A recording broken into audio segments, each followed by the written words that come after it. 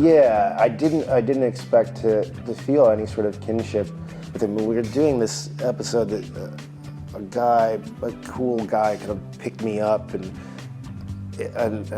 threw me out of like a Halloween party or something. It was a long time ago, I don't really remember. But I remember it struck a chord in me, of like being bullied like that. Okay, this character and I are gonna share some heartstrings.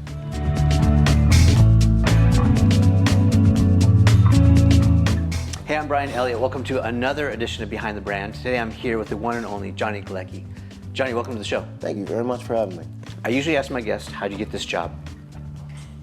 That's a difficult question. I started talking about acting when I was 3 years old.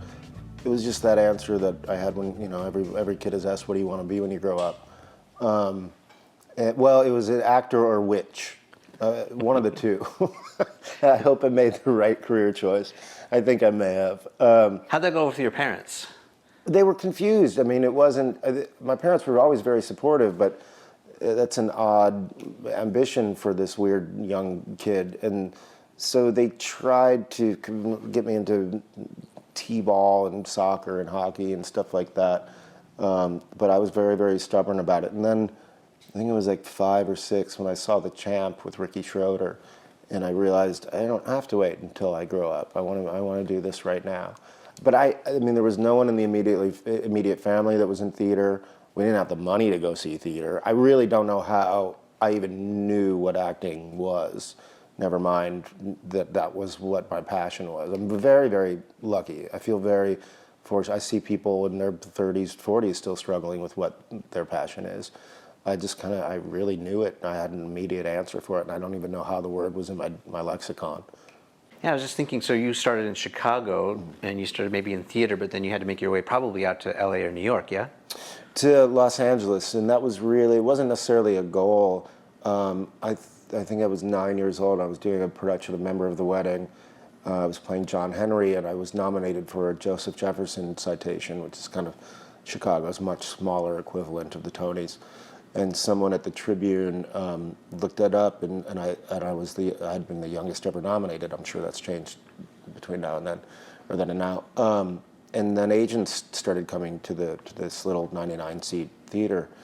Then it became a little bit of a bigger. It was just more all of a sudden, my parents had to drive me to auditions and stuff like that.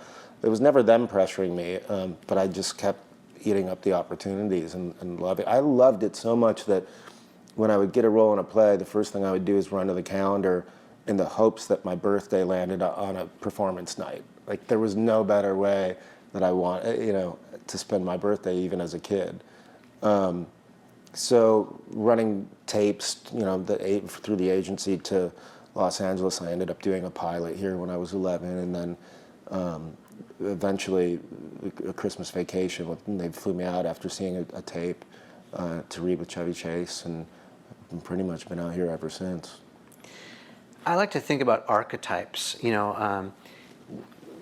I read this book once where it compared, the old-timey actors to the new-timey actors, and it's fascinating to me that there's archetypes, people that who are no longer on TV or in movies, and then someone steps in and takes their place. Like, I think the comparison was Errol Flynn. Now that he's gone, like George Clooney stepped up and he's the new Errol Flynn, or whatever that comparison is. What types of roles were you getting as a kid? Were you beginning to be typecast, or was there a certain personality or archetype that you were gravitating towards? I mean, I had my heroes and still do. I think they were the everyman. It wasn't. I revered Harrison Ford as Han Solo and Indiana Jones, but I really wanted to emulate Dustin Hoffman and Jack Lemmon, and I didn't have a lot of interest in being the hero that everybody wanted to be. I wanted to be the guy that everyone already felt like and related to. Yeah. I think that still resonates in the choices that I make. Super insightful, even, and especially a young age. How did you get there? Were there people trying to push you in certain directions? I'm always curious about the path. I think it had a lot to do with there's a great community in Chicago theater that's very selfless. You know, you would think that one theater across the street from another would be very competitive with one another, but we all understood that if people go out and see a play and it's great, they're going to say, that was fun, let's do that again next weekend. It helped the community. So there's a lot of actors and directors and writers in Chicago meeting at the bar afterwards to give each other notes, even if they're not, it's in the competing play across the street or down the road.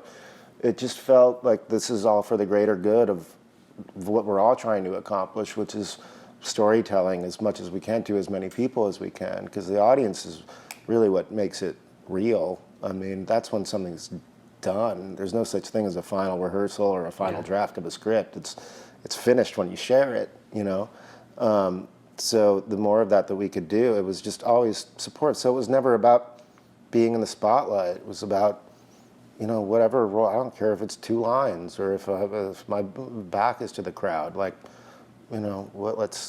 however we can tell the best story and people can not even necessarily enjoy it. They didn't have to leave with a smile on their face. Let's start conversation and give people something to talk about afterwards. In this shared experience that we've all had in that theater, almost all the theaters I worked at in Chicago, we would do an anonymous vote of whether or not it should be videotaped. One of the performances should be, and I've never done a production where one was. It was just, there was something about the respect of it that experience should remain in that room, and if you missed it, you missed it. Yeah, it just evaporates into the ether. It's shared by those that were present, and that should be it. That's super cool. Did you take acting classes? How did you get prepared? I mean, this is a little bit of flattery, but I really mean it sincerely. Like, you have depth, dude. Like, thank you. I mean, if someone who's a lot younger coming in and just jumping into, like, say, Big Bang Theory or something, and just sees you, they'll be impressed. But, like, even beyond that, you can tell, like, you have depth. Well, I don't have height, so I'm glad I have depth. Thank you. I appreciate that. So my question really is leading up to, like, how did you get there? It sounds like, and I'm answering my own question a little bit, like, you just went to the School of Hard Knocks, you did theater productions, you worked hard, but did you do acting classes? I didn't. My parents and I talked about it a little bit for a time when the agents started rolling around, and I think maybe they suggested they had classes, but we felt like if I was working, and I was working with great people, and I was absorbing, kids are sponges, and what was the point of subscribing to one teacher's design of how to go about it? And I'm still learning.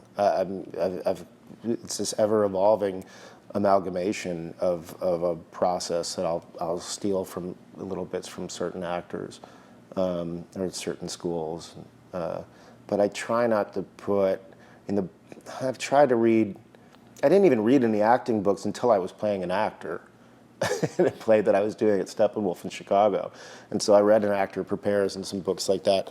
Oh, they ruined me. They really gave me more phobia than I'd ever had. Oh, shit, I'd never thought of that before. Right. It just instilled all these new phobias in me. I thought, I'll just leave it alone and just, keep working. If I went for a stint without working and felt like it, I needed a place to continue to hone my craft, then I certainly would. I don't have anything against it. But I've been really fortunate enough to work consistently with some great people. Even when you're not working with great people, it's a great opportunity to learn what not to do. Yeah, I think that's really excellent advice, and maybe it's subtle. A lot of people who watch this show, they're entrepreneurs, or they're running their own business, or maybe they're aspiring actors. Who knows? Right. But what you just said is really, really important, and that is, it sounds like you followed your gut. It sounds like you followed intuition. Yeah. And it took you on a really, really good path. It was your true north. Well, I can't take a lot of credit for that because I was so young. And people say, how did you have the courage to do that at 7 or 8 or 14 or when I moved out here? Ignorance is bliss. Like, I wouldn't have done it probably at 27. I wouldn't have had the nerve. So I'm very, very lucky that way. But I learned from it too. I found the best way to learn how to do something is to do it. don't read a book about how to build a house. Yeah. Try to build a fucking house. The first few will fall down, but it's the best way to learn. I love that. There's a lot there I want to unpack on making mistakes. I want to go back and also maybe credit you with what Picasso said. Picasso said, we're all born artists. And the challenge is not to, as we grow up, forget that. Right. And it kind of sounds like you benefited from, sort of staying in that zone. All kids are creative, right? All adults are creative. Just sometimes the world, society, what's in our head, convinces us that we shouldn't go a certain way. You have to follow a traditional path. Yeah. Which is maybe where you stuck your toe in the water with the books and you realized, no. Yeah, this is messing me up more than anything. Yeah, which is a really good lesson, I think, for everyone else. And then the other thing is mistakes, because I hear a lot from either people on the show or just fans of the show. People will say stuff like, well, failure is not an option. Right. Which is, I think, a good sentiment when you don't want to quit or give up. But it's sort of a false statement because failure has to be an option. It's unavoidable. It's an inevitability. So you have the choice to beat yourself up about it or to see it as an opportunity. And it's a wonderful opportunity. You're not going to learn otherwise, or you're certainly not going to appreciate the lesson. What failures can you think about, if there's any that stand out in your mind? And I ask that with context to say, we have to get it wrong before we get it right, right? And this idea that we fail fast, we get to keep trying, this iteration process is, call it honing your craft or paying your dues or whatever it takes, but we have to fail to get things right. So where did it go wrong before you got it right? Can you think of any epic failures you had to learn from? Well, I think you touched on something interesting that's pretty rampant in acting, which is, I forget the word that you used, but how Clooney kind of replaced whatever. The archetype. Yeah, the archetype. I think we try to follow those paths of our heroes, but one, they've already done it so well, and two, then it's just you're pretending to be someone else, and to suppress your own true light seems to be a ripoff to others. So, I mean, you can't help but be influenced by the people that you admire, and I think that's great. But your drive has to be you. Yeah, and I have a feeling, although there's no hard science on this statement, but I think a lot of people who are falling into archetypes, that's coaching from maybe a manager or the studio heads. Sure. That don't want to take any more risk. They're like, you know what? We've done Fast and Furious once. Let's do it 12 more times. It's the same people that'll stereotype you. Yeah. Because it makes their job easier. It's not necessarily the audience. I mean, my favorite, Dustin Hoffman, again, is a great example. That 1-2 punch of The Graduate and then Midnight Cowboy, I want to see what he's going to do next. That's exciting to me, that kind of diversity of choice and character and skill and where an artist who's unpredictable like that. That's what I've always strived to be. And to play the other side of the coin, I mean, Tom Hanks, you could argue, is the new Jimmy Stewart. Sure. Right, and he's made it his own, of course. He is one of my favorite actors as well. He's one of these icons, but also you could see a lot of familiarity in the way that he does stuff. I wonder if that's by design or not. I mean, I think people fill those characters of storytelling that are similar. I mean, we recycle a lot of the same wonderful stories over and over again with different slants, with different angles and different ways. So yeah, I mean, there's got to be somebody to actors and actresses that fit into those roles to tell that story. Can you talk about rejection a little bit? So I would imagine a lot. Yeah, I would imagine you've got to get really good at rejection. Talk about that a little bit. Are you good at rejection now, having gone through it? And maybe give some words of wisdom to other people who, whether that's rolling up on someone that's out of your league, for you're asking out on a date or you have a relationship, or if it's trying to get that next job you don't feel worthy for. Like, how do you handle rejection? Again, I thank the Chicago theater community for that because I don't have a lot of competitiveness. I'll go into an audition room and pitch another actor who I think will be really good for the role that I'm reading.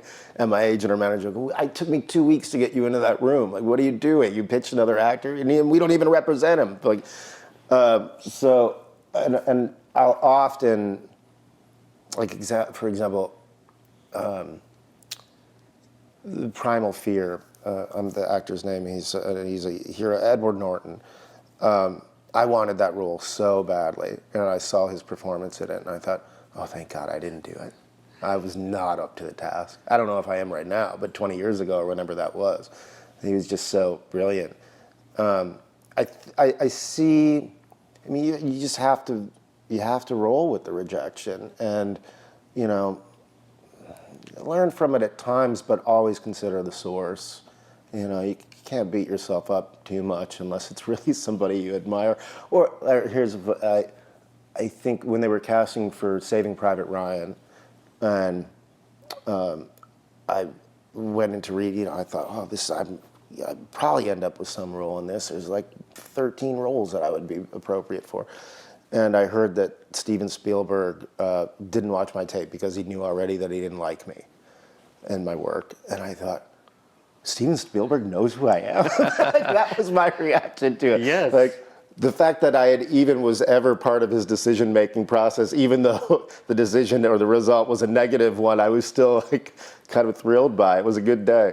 You just kind of have to turn it around. And, you know, something interesting I think about growing up in the Midwest, and I don't want to be too geographically specific because I'm sure it happens everywhere, but I think it is kind of rampant in the Midwest, is, you know, the worst thing you can be is a show off, or what they call a hot dog, or, you know, think too much of yourself. That's a really dangerous thing to instill when you end up in an occupation where confidence is so much of the game. I still struggle with that a lot internally, so I kind of try to ignore the outside judgment. Super good advice. Thank you. I'm Super trying good over here, man. That's very good. Yeah, especially in this day of social media, we can really start measuring the wrong thing. Yeah. Likes and followers and all that Yeah. BS. It just doesn't matter. No, it doesn't give you happiness. I love that. Let's fast forward a little bit and talk about more of the projects that you are really proud of and had a lot of fun with. I want to hear a couple stories. Okay. So we're flash forwarding from theater now to maybe TV. Sure. Talk about some of the projects you're proud of and you have good memories of. I don't have many bad memories of, and maybe just because, if you couldn't tell, I'm a pretty optimistic person, or I like to turn things on their side at least, so that they serve better. But I mean, I've been really lucky in the live studio audience world. Obviously, that's my background, and obviously the way that I've been continuing to learn through a live audience. I mean, Big Bang, Roseanne was the first.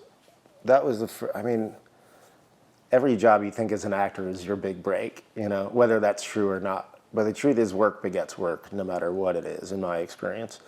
When I started on Roseanne, my family and I were huge fans of that show. I remember sitting on the floor of the living room and watching the first episode of the pilot with my family, and they related to it. I remember my mother turning to my father and saying, "It's like the writers are peering through our windows. This is kind of creepy."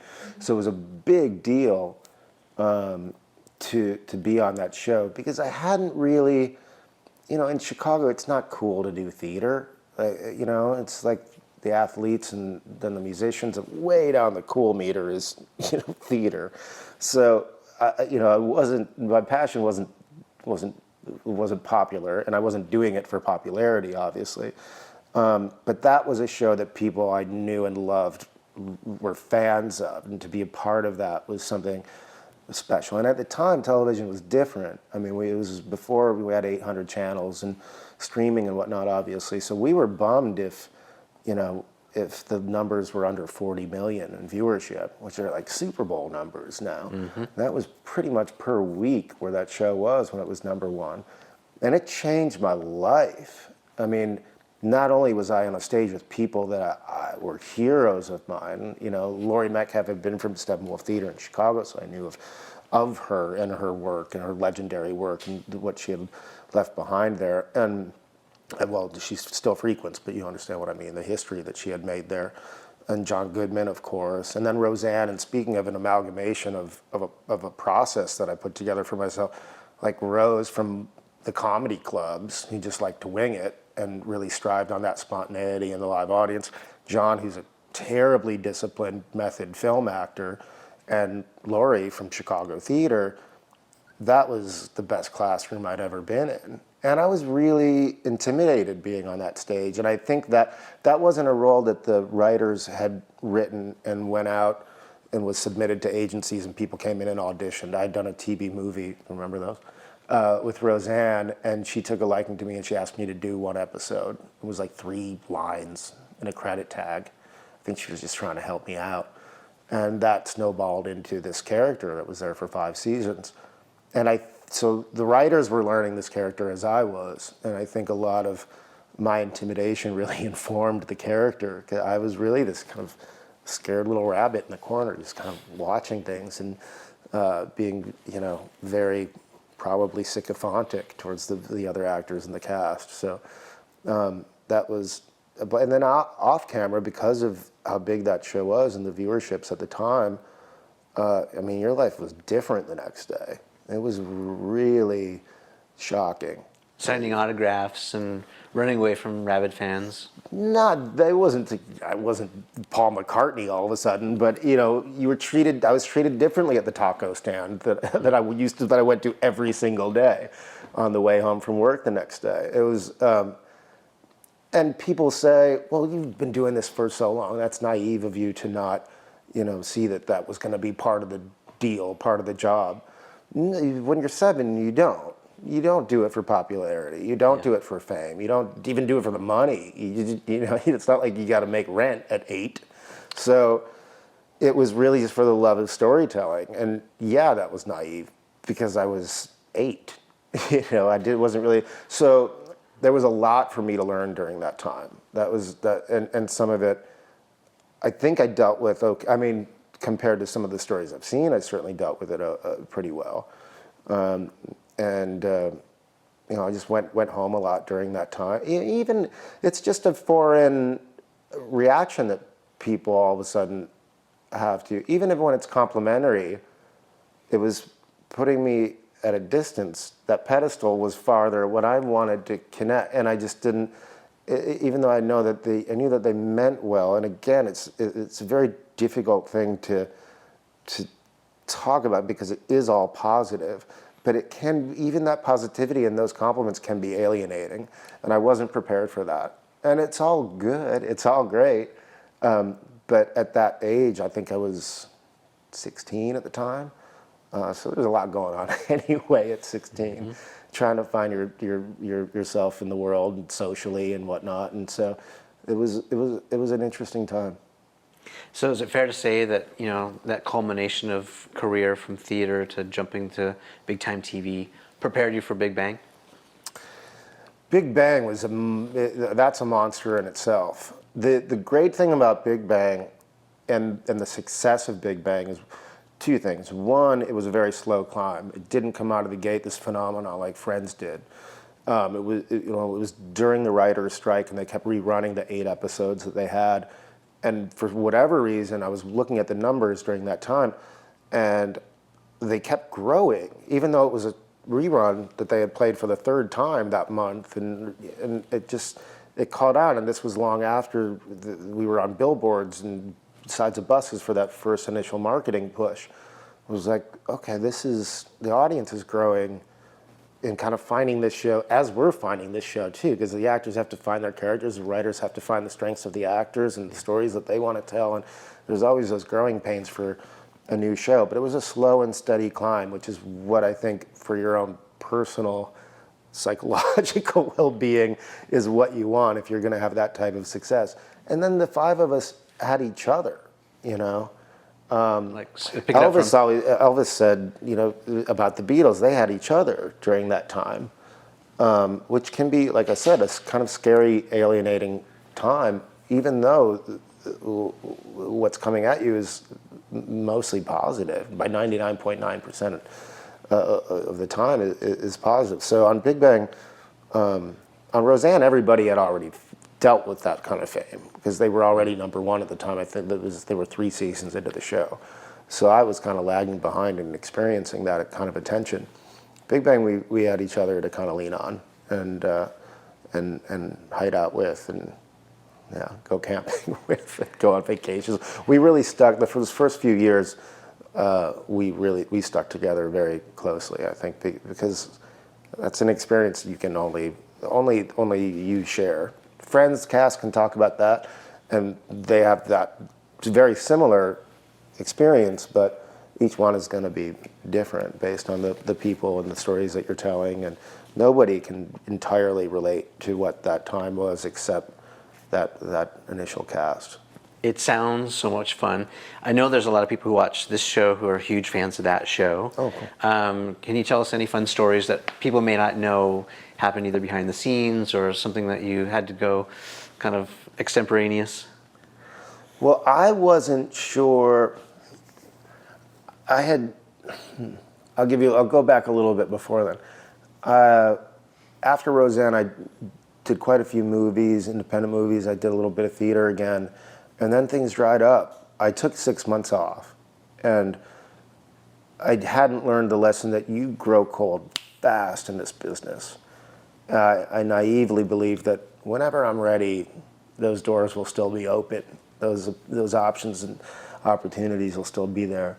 That's rarely the case. And so I didn't work for over 2 years.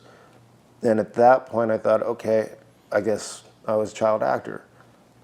I was at peace with that, but now what? And like I said, I don't have a diploma or a degree in anything, so what's the next step? A friend of mine said, you really love design and decor, and why don't you do that? Why don't you open like a little boutique design studio? And I said, well, that's a saturated market. And I don't know, how do I even? He said, well, then find a niche market. Why don't you do like bathroom and spa design? I said, yeah, okay. He said, but I don't know anything about. I said, if I go to Wisconsin to the Kohler plant and learn the plumbing of it all, will you and your wife bankroll my little boutique bathroom spa design studio? He said, yes. So I went to Kohler in Wisconsin and started learning plumbing. And then I got a call to do a play, an off-Broadway play in New York, and went to do that. And then while I was at that, but I thought acting days were over. And I think it's fun, that lesson in me, because that led to, that off-Broadway show led to my Broadway debut. And during that time is when Chuck Lorre called me and said, hey, this guy Bill Prady and I have this idea for this show. I knew Chuck a little bit from when we were on Roseanne. We don't even have anything written down yet, but as we do, can we send faxes to the theater? I was like, yeah, sure, I'll read, and so scenes started coming through. But that time, I think, when you're, that time of those 2.5 years when I decided to go to Wisconsin and learn plumbing, and I laugh about it every time because I was a terrible plumber. It taught me that when you're just banging your head against a brick wall to try to force something to happen in your life, it's just whatever you want to call it, the universe telling you that your energy is better spent elsewhere. Doesn't mean you can't return to that brick wall with a sledgehammer later, but just take that cue and put yourself elsewhere where you're better needed. And that kind of, which was difficult for me because I'm stubborn, man. I'm not competitive, but I'm stubborn. Another good lesson, though, I'm hearing sometimes it's just a no for now. Yeah. Not yet. No, it's not complete defeat Yeah. for the rest of your life. But, you know, it when just you're- means you're required elsewhere right now. Yeah, but when you're in it, you think, you hear the rejection, you hear the no, and you think, I'm done, so you pick a different path. But that's also actually a pretty good lesson, because you didn't just sit idle or feel sorry for yourself. You're like, you know what? All right, I got to pivot. What's next? Yeah. Yeah. But that's an excellent lesson. You pivoted, you moved your bones in a different direction, and you got also a really clear answer, which is plumbing is not for you. Right. Yes. But sometimes it's a process of elimination, right? Sometimes you need to try it on and realize it doesn't fit. Yeah. To really know. Yeah. Which is excellent advice. And sometimes then be open to, again, it's that stubbornness that sometimes gets in the way. Because when those pages for Big Bang started rolling in, I didn't understand. And maybe because they were out of context from a script, because they were just pages here and there, scenes here and there. I didn't understand it at all, and I had to tell Chuck, I don't get it. I don't think I'd be good in your show. It's just not my cup of tea. I said no 5 times. That whole math thing. The whole math thing, yeah, I can barely spell physics, never mind play a physicist. But I said no 5 times. Finally, thank God, something changed. And he said, well, we'll see, we'll do the pilot and we'll see what happens. And I said, okay. I said, well, that'll be great, because that'll give my understudy his Broadway debut if I go do this pilot for a week. We did 200. This is why I should never be a TV exec, because I really didn't know. I didn't foresee any of the success that it had. Who does, though, right? No, that's a good point. You really are, I think, hitting on some really excellent points, which is you really just don't know until you do. Yeah. And if there was a playbook or a certain play that worked every single time, we'd all be doing it. Mm-hmm. Yeah, that's true. But the fact of the matter is, the skills, the gifts, the culmination of experience and talent and all that you bring to a certain opportunity is everything that you make it. And entirely. I mean, I think, you have to find the good in the bad, or at least the difficult. What point are struggles if you don't? Yeah. I mean, I often think about. I was forced to think about why I might be good at something that someone else might not, and vice versa. And a lot of people come up and say, "How do you learn all those lines?" And that's the easiest part of the job, as far as I'm concerned. But it forces you to consider, well, why am I okay at this? Why am I capable of this? And this guy or girl might not be.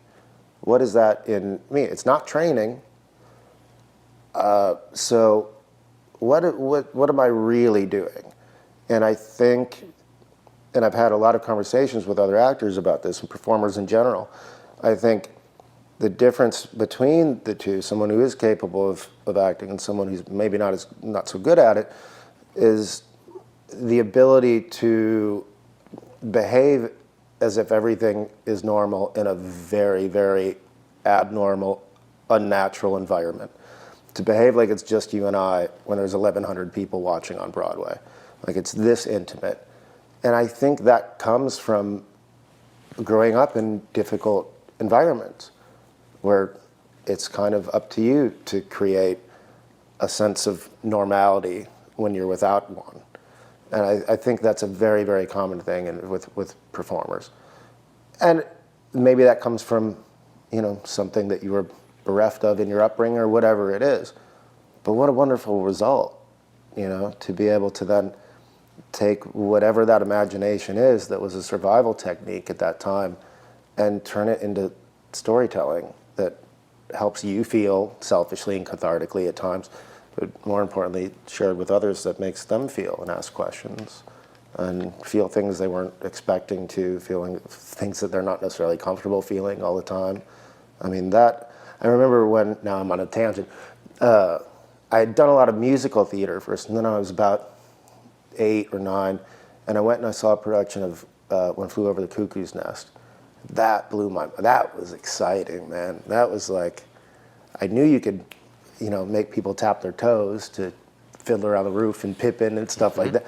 I didn't know you could take an audience's jugular out with the Billy suicide. It was like, I'll never forget that blood-curdling scream from the nurse character from off stage. It was like, changed my life forever. Wow, the stories that we can tell, the spectrum of emotions that we can hopefully stoke out of an audience. And that's why they come to hear stories. That's why I do. Yeah, and I also sense that acting, especially maybe your particular characters, I'm getting to know you a little bit right now on camera, is that you're an observer of life. You're a very good observer. And I would also guess that it requires a great deal of empathy. I hope so. I mean, I hope that's a virtue that I have. Like I said, I think if I wasn't an actor, I would be a journalist. It's an element of acting, in that I do a lot of that in my research for characters. I go out and I talk to people. I'm not going to assume what the life of whatever character, a dentist that lives in Ohio Did is. you talk to physicists for the show? I did, yeah, I absolutely did. I talked to a guy named Dr. David Salzberg, who's a physicist, astrophysicist, and I think he just runs the Department of Physics at UCLA now, and he then eventually became a consultant, or a science consultant on Big Bang. What did you learn from him? I learned, well, mostly I stole little bits and pieces, like little wardrobe ideas and posture things, but I didn't, because that's what I learned, is that I can't pretend to think like these beautiful minds. Both Jim and Parsons and I learned this because we went to UCLA a lot together early on, and we can't pretend to think like these geniuses. Yeah. Simple actor boys, like what do we? But we can understand how they feel in certain situations, and that was kind of, once you kind of gave up, I'm not going to learn. I read as much Richard Feynman as possible. Like, I'm not going to learn this stuff for this job. Like, okay, to feel like I've prepared, to feel like I can relate. How do we, and zero in on kind of the underdog of the story, the underdog element of the story, the outsider element of the story. But I learned also that there was every walk of life there in these students. There were young, attractive girls that were students of physics. There were cool surfer dudes. There were, it wasn't the Revenge of the Nerds Halloween costumes walking through the hallways like a lot. I mean, the closest thing I had to an example of a scientist growing up was Beaker from the Muppets. So I didn't know what this world was, and the diversity in the world of sciences really surprised me. I was shockingly naive to that. Talk about the story arc a little bit. So it is sort of a underdog story where this group of boys grows into a group of men and women, and there's more mature content and more mature discussions happening. How did you feel about it as an actor? I mean, were you able to draw from personal experience, or was that completely new, or is it like? There was an episode. It was like episode 6 or 7, I think, because I didn't think I would feel a lot of relation to the character at all. We're not similar whatsoever, which is good. The more a character is similar to me, the more uncomfortable I am playing it. I think that's a misconception that people have about performers, is generally we're introverts. We need a mask to hide behind to be extroverted. This kind of thing I'm just now feeling more comfortable with it. To do anything as me, I don't like that at all. So I relate with that. The same way. So yeah, I didn't expect to feel any sort of kinship with him. When we were doing this episode, that a cool guy, kind of picked me up and threw me out of like a Halloween party or something. It was a long time ago. I don't really remember. But I remember it struck a chord in me of like being bullied like that. Okay, this character and I are gonna share some heartstrings. And how about your romantic relationships? Where did you draw from, as the story arced on the show, in your relationship with the other characters and the other? Well, I hadn't initially. Chuck had talked to me about playing Jim's role. This is long before they had met Jim. And thank God, because nobody could play that role like Jim. but I asked to play the Leonard role because I hadn't gotten a lot of roles that traversed the heart, you know. I was like the best friend of that character, or the gay assistant, or something like that. So I saw that the lines going that way, the will they, won't they, and hopefully I wanted to be a part of telling those stories. Are you asking what I drew from in my life? Oh, I'm still learning in that area. I was going to ask you what you learned from it, if you know. Oh, geez. Well, I hope in general, if there's a trait that I hope I retain from the Big Bang role, I hope it's his patience, his lack of stubbornness. Parting words for other creatives. It could include actors or people being creative artists. I use that generally speaking. Wow. I mean, I think like we hit on, set your own goals. It's the only way that you'll win, and make sure that they're yours to satisfy yourself. And everything's a stepping stone. Not every song you write needs to be a day in the life or something like. They're all learning opportunities, and the more you're supportive of your fellow artists, if you want to call them that, then it'll come back to you.